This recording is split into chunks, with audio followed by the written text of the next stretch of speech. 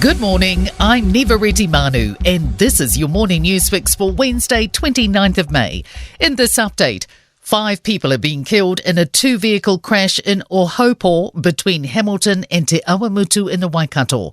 Police were called around 4:45 yesterday afternoon to the collision, where the police serious crash unit has been collecting evidence.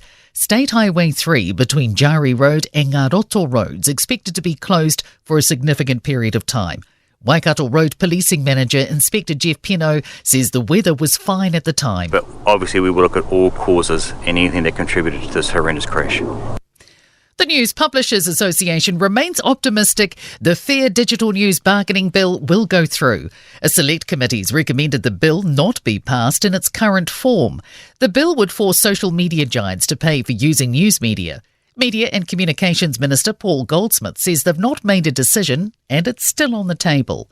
News Publishers Association spokesperson Andrew Holden told Mike Hosking ACT is against the bill. Labor and the Greens are in support. But there's no comment from the 2 national MPs or from NZ First. They've kept storm, so that clearly leaves the ground open for the Minister Paul Goldsmith to step in and say exactly what he would do. Interest rate sentiment might have turned, but people are uncertain about the future of house prices and whether it's a good time to buy. A new ASB survey has found more people expect interest rates to fall rather than lift in the coming year. Senior economist Kim Mundy says uncertainty is still high and the economic outlook isn't very strong. A group of Auckland University students could face consequences for continuing to withhold rent payments. Members of the Students for Fair Rent group haven't been paying rent since the start of this month. Under their residential agreements, the university must act in good faith, but has the option to terminate their tenancy, pursue legal action or withhold exam results. Citizens Advice Bureau National Advisor Sasha Green says it's a unique residential situation. Student accommodation is not subject to the Residential Tenancies Act, so you don't have those mechanisms that sometimes used to balance rights. The university says students sign onto the residential agreement with full knowledge of the costs for the academic year.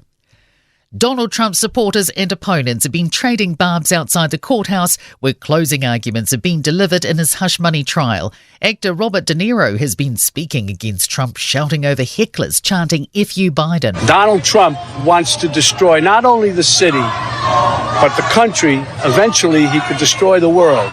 And Donald Trump Jr. has been firing back, claiming both the hush money trial and De Niro's appearance a part of political persecution of his father. They bring in Robert De Niro, who was shot down, but apparently he needs attention because it's been a while since he's cranked out a good movie. In sport, Sanzar have defended Super Rugby's playoff format as questions are raised over the ease with which teams can qualify. 11 of the 12 teams are still in contention for the top 8 with a game to play. 4th seed Yelena Rybakina and 2nd seed Arina Sabalenka are through to the second round in the women's draw at the French Tennis Open. And Chinese triple Olympic champion swimmer Sun Yang hopes to return to competition soon after serving a 4-year doping ban and missing the trials for the Paris Games.